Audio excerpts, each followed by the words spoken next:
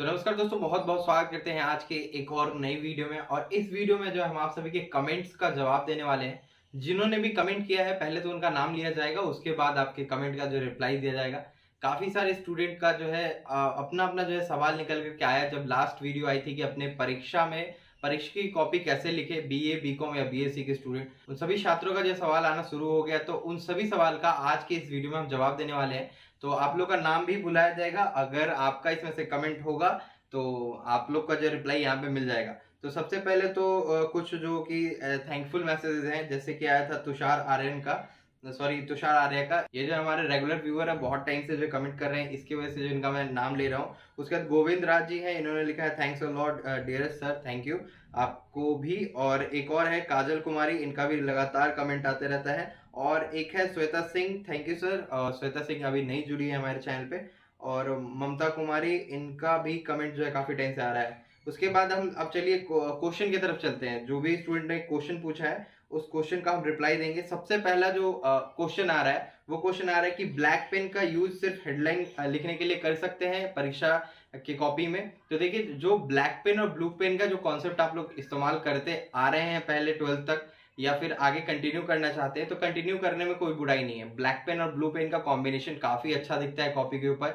लेकिन रही बात कि आपका जो पहले तो परीक्षा 3 घंटे का होगा और 3 घंटे में ही आपको सब कुछ करना होता है। तो अगर आप कॉपी को ज्यादा सजाने के ऊपर जो लग जाते हैं तो फिर आपका वहीं पे टाइम भी किल होता है। तो जब आप ब्लैक पेन से हेडिंग लिख रहे होंगे, फिर ब्लू पेन को पिक कर रहे होंगे अपना आंसर लिखने के लिए, तो यहाँ पर थोड़ा टाइम लगेगा, ठीक है। तो इससे जो है आपको बचना रहेगा। तो एक काम करिए, ओनली सिंगल पेन का इस्तेमाल करिए, ब्लू पेन का इस्तेमाल करिए। बाकी ये आपके ऊपर डिपेंड करता है। अगर आप टाइम मैनेजमेंट अच्छे से कर पाते हैं तो उसी 3 घंटे में जो आप अपना टाइम मैनेजमेंट कर लीजिएगा और ब्लैक पेन ब्लू पेन का इस्तेमाल कर सकते हैं, वहां पे कोई मनाही नहीं है। या तो कोई एक सिंगल बॉल पेन का यूज करिए, या फिर आप ब्लैक पेन ब्लू पेन का कॉन्सेप्ट रख सकते हैं उसके साथ। और जो भी स्टूडेंट बोले कि ओएमआर शीट के बाद से लिखे, कि उसका एक पन्ना छोड़ के लिखे, तो देखिए ओएमआर शीट मान के चलिए कि एक ओएमआर शीट इस टाइप का अगर ओएमआर शीट है, तो उसके पीछे जो है पूरा एकदम सादा ऐसा रहेगा, मतलब पेज पूरा ब्लैंक रहेगा। उसके अगले पेज पे लाइंस बनाए रहेंगे, ठीक है। तो जो ओएमआर वाला पन्ना रहता है वो फाड़ लिया जाता है बाद में कॉपी चेकिंग के टाइम पे। तो आपको ओएमआर वाले पन्ने पे ध्यान नहीं देना है, ठीक है।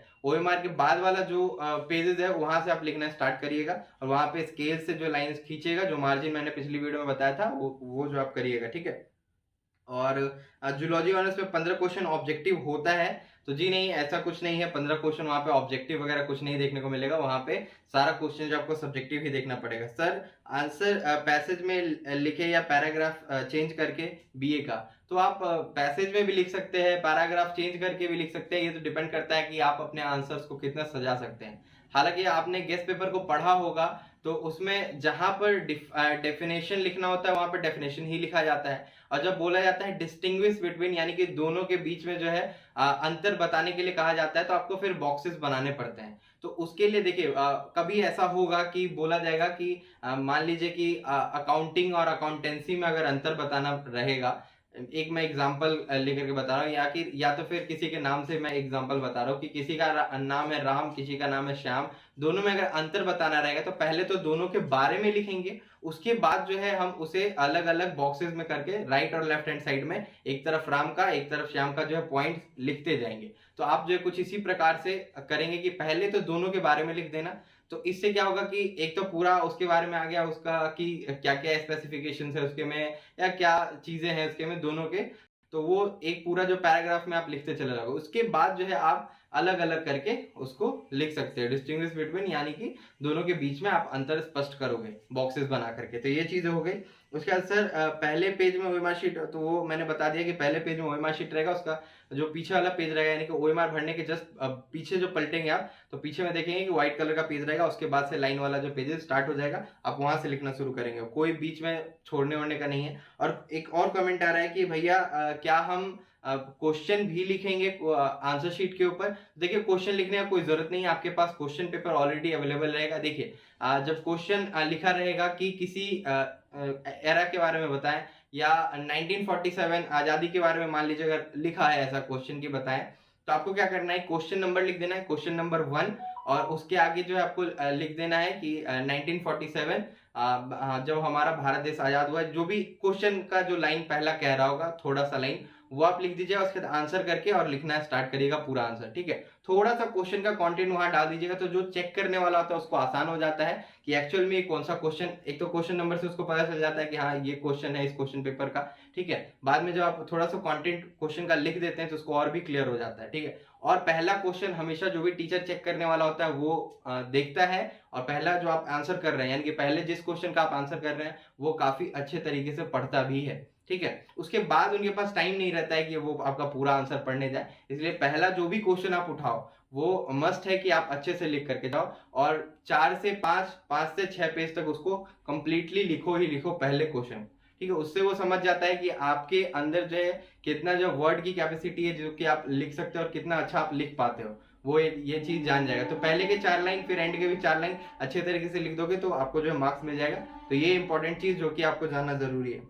भैया थ्योरी लिखने पर कोई दिक्कत होगा क्या, प्रैक्टिकल नहीं लेंगे तो? देखिए थ्योरी लिखने पे कोई दिक्कत नहीं होगा, आप थ्योरी बेशक लिख सकते हैं, लेकिन अगर आप अकाउंट्स के स्टूडेंट है 2 से 3 आपको जो प्रैक्टिकल क्वेश्चंस अटेम्प्ट करने ही चाहिए। उसके बाद जो बचे हुए 2 क्वेश्चंस रहेंगे, यानी कि आपको 10 में से 5 सवाल के जवाब देने हैं या फिर 10 में से 6 सवाल के जब जवाब देने के लिए कहे जाते हैं, उसमें प्रैक्टिकल अगर क्वेश्चंस रहते हैं तो आपको प्रैक्टिकल भी अटेम्प्ट करना चाहिए। इससे टीचर को लगता है कि आपको चीजें आती हैं, यानी कि आप पढ़ने वाले स्टूडेंट है, ये भी चीजें जो है आकलन होती है। हालांकि थ्योरी लिखने पे भी कोई दिक्कत नहीं है, आप पूरा थ्योरी भी लिख के आ सकते हैं। अगर आपको प्रैक्टिकल नहीं आता है, प्रैक्टिकल छोड़िए थ्योरी भी लिख सकते हैं। मैथ्स में हालांकि जो है थ्योरी में ही जो है प्रैक्टिकल छिपा रहता है, क्योंकि बोलता है कि आप मान लीजिए कि √9 को प्रूव करें तो आपको प्रूव तो करना ही पड़ेगा, तो प्रूवन करके आपको बताना पड़ेगा, तो कुछ ऐसा रहेगा।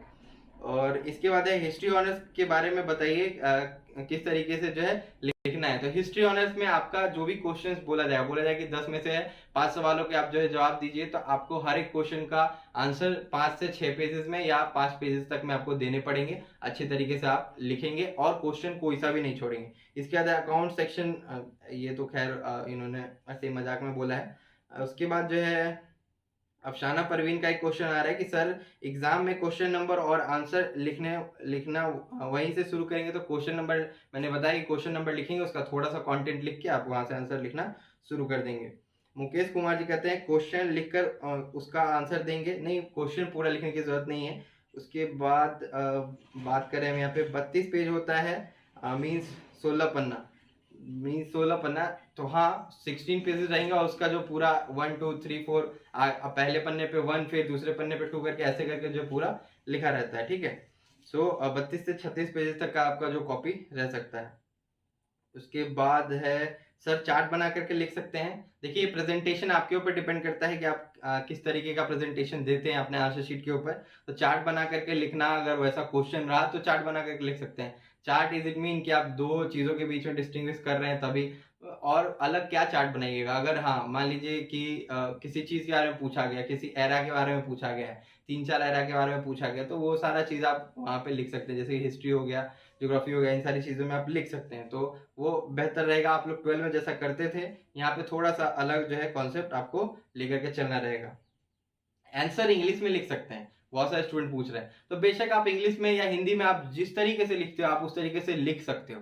लेकिन एक चीज का ध्यान रखना, आप ऑनर्स पेपर अगर इंग्लिश में लिख रहे हो तो आपको सब्सिडरी भी इंग्लिश में ही लिखना चाहिए, क्योंकि टेक्निकली अगर आप जब भी कभी आरटीआई के लिए जाते हो वहां पे थोड़ा सा इश्यू होता है कि शुरू में बहुत सारे स्टूडेंट क्या करते हैं कि इंग्लिश लिखते हैं अपना एडमिशन कराने टाइम कि हाँ हम इंग्लिश में ही जो ऑनर्स ले रहे हैं, बीएससी ऑनर्स में कोई सा भी ले रहे हैं, मैथ्स ऑनर्स, तो इंग्लिश में ही लिखेंगे, और बाद में वो हिंदी पर शिफ्ट हो जाते हैं, या फिर हिस्ट्री में इंग्लिश में लिखेंगे बाद में हिंदी पे चले आते हैं। तो इंग्लिश अगर आप लिख रहे हो तो पूरा पेपर इंग्लिश ही दो, हिंदी लिख रहे हो तो पूरा हिंदी में दो। सब्सिडरी में बहुत सारे स्टूडेंट पूछ रहे हैं क्या इंग्लिश में लिख सकते हैं, आप इंग्लिश हिंदी लिखो, ऐसा कोई दिक्कत नहीं है। हालांकि वहाँ यूनिवर्सिटी में चेक नहीं होता है आपका कि आपने एडमिट कार्ड के टाइम या फिर एडमिशन के टाइम पे इंग्लिश ऑप्ट किया था कि हिंदी ऑप्ट किया था, बट आपका मन ये जरूर बताता है कि आपने शुरू में क्या किया था। अगर आपको लगता है कि नहीं मेरे से इंग्लिश नहीं चल पा रहा तो फिर आप हिंदी में आ सकते हो, या फिर आप जो है इंग्लिश में भी लिख सकते हो, ये आपके ऊपर डिपेंड करता है। हाँ लेकिन एक अगर एग्जाम दे रहे हो, हिस्ट्री का एग्जाम दे रहे हो, आधा इंग्लिश आधा हिंदी, तो इंग्लिश नहीं चलेगा, वो खिचड़ी नहीं चलेगा, सही है। तो आपको जो है इंग्लिश ही लिखना है, इंग्लिश नहीं लिखना है, ये चीज का आप खासा ध्यान रखेंगे। भाई मैं बीए पॉलिटिकल साइंस का स्टूडेंट हूँ, मितेश राज श्रीवास्तव जी पूछ रहे हैं 5 क्वेश्चन में हर एक आंसर 5 से 6 पेज लिखता हूँ, 25 से 30 पेज हो जाएगा, इतना काफी है? जी हाँ, 25 से 30 पेज अगर हो गया तो इतना काफी है मितेश राज जी।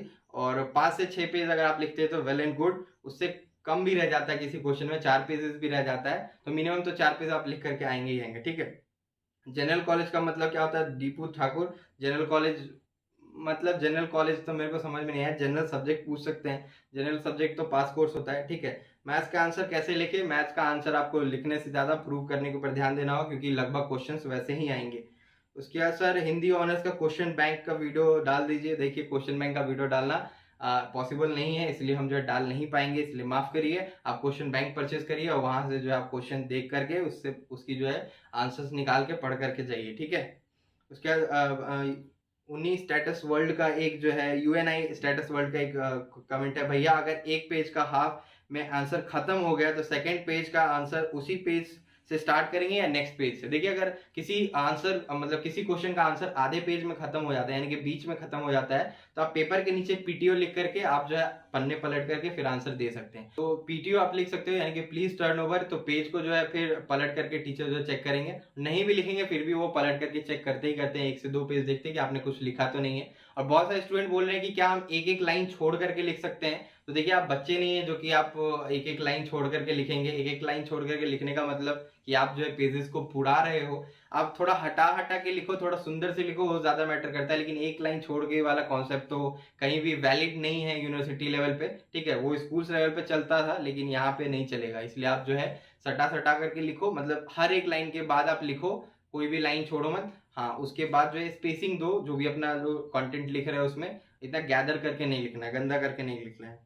भाई ज्योग्राफी ऑनर्स का टॉप 10 क्वेश्चन, आपको टॉप 10 क्वेश्चन लेने से अच्छा है कि आप क्वेश्चन बैंक परचेज करिए जो कि वीडियो के डिस्क्रिप्शन में दिया हुआ है, और उसके बाद जो है उसका आंसर खुद निकालिए। क्वेश्चन बैंक में देखिए कौन सा क्वेश्चन हर साल रिपीट हुआ है। आदर्श कुमार कह रहे हैं कि 3 घंटे में 32 पेज कैसे लिख पाएंगे? देखिए 32 पेज नहीं लिख पाएंगे तो एक क्वेश्चन को आंसर करने में आप तकरीबन आधा घंटा लगाइए, ठीक है, क्योंकि एक क्वेश्चन 20 मार्क्स का हो सकता है। 75 मार्क्स का अगर आपका थ्योरी है तो उसके हिसाब से आप कैलकुलेट कर सकते हैं। इसलिए 32 पेज कोई कह भी नहीं रहा आपको लिखने के लिए, आप 25 पेज जाओ, 22 पेज जाओ, इतना काफी है अच्छे मार्क्स लाने के लिए। 25 पेज तक आप अगर लिख देते हो तो आपके 70 से 80 मार्क्स तक कंफर्म है। देखिए 100 में 100 मार्क्स आपको मिल नहीं सकते हैं, 100 में 90 मिल जाते हैं, ये मैंने देखा है, वो भी प्रैक्टिकल पेपर में। थ्योरेटिकल पेपर में भी 90 मिल जाता है, टीचर का अगर मूड अच्छा है तो 90 नंबर दे देता है। कॉमर्स में ब्लैक पेन मैटर ही नहीं करता, ब्लैक पेन ब्लू पेन, फिर वही वाली बात आ गई जो मैंने पहले बताया है। और मितेश राज थैंक यू भाई, आप बहुत हेल्प करते हैं, थैंक यू आपका भी। एक लाइव स्टार का एक कमेंट आया है, सर मीडियम आंसर शीट पे होगा? नहीं, मीडियम आंसर शीट पे नहीं होता है। इंग्लिश में आंसर करना या हिंदी में आंसर करना ऐसा कुछ वहाँ होता नहीं है। इसका ऑप्शन आंसर शीट पे दिया होगा या नहीं, ऐसा नहीं दिया रहता है, ठीक है। प्लीज क्लियर दिस कंफ्यूजन, तो आपका कंफ्यूजन क्लियर होगा, ऐसा कुछ वहाँ पे रहता नहीं है। श्रुति जो कि हमारी टॉप कमेंटर है चैनल पे, इनके 200 प्लस कमेंट्स आ चुके हैं और रिएक्शंस जो हमारे तरफ से गए हैं वो 50 प्लस है, मतलब रिप्लाई इनको मिला भी है।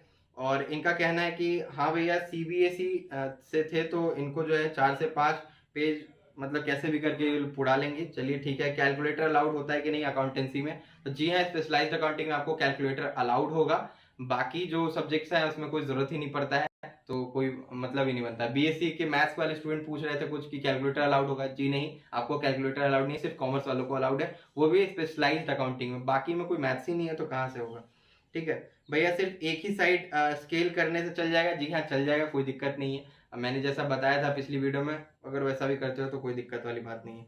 क्वेश्चन इंग्लिश और हिंदी में रहेगा क्या? तो जी हाँ, क्वेश्चन इंग्लिश और हिंदी दोनों में आपका रहेगा, इसलिए आपको घबराना नहीं है। क्वेश्चन पेपर पे जो आपका इंग्लिश में भी प्रिंट होगा, हिंदी में भी प्रिंट होगा, आपको जिसमें भी सूटेबल लगे आप पढ़िए, आंसर दीजिए, ठीक है।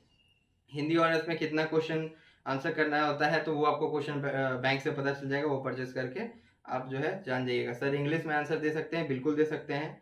और एस के चौधरी नई जगह है, वो तो पिछले वीडियो का था। एमआईएल हिंदी का बताओ? एमआईएल हिंदी में भी आपको जो है 10 क्वेश्चन दिए जाते हैं और उसमें से 5 क्वेश्चन के आपको आंसर करने होते हैं, ठीक है। उसमें ग्रुप्स भी बना दिए जाते हैं कभी कभी, ठीक है। लेकिन एनएच की अगर हम बात करें, यानी कि नॉन हिंदी की बात करें, तो उसमें भी कुछ ऐसा ही कॉन्सेप्ट रहता है, आप क्वेश्चन बैंक परचेज करेंगे तो आपको पता चल जाएगा। और अगले दिन जो पेपर होगी उससे पहले दिन आपको कुछ इंस्ट्रक्शंस दे दी जाएगी कि कल कौन सा पेपर है, और मतलब आपको उस पेपर के रिगार्डिंग थोड़ा बहुत इन्फॉर्मेशन हमारी तरफ से दे दिया जाएगा।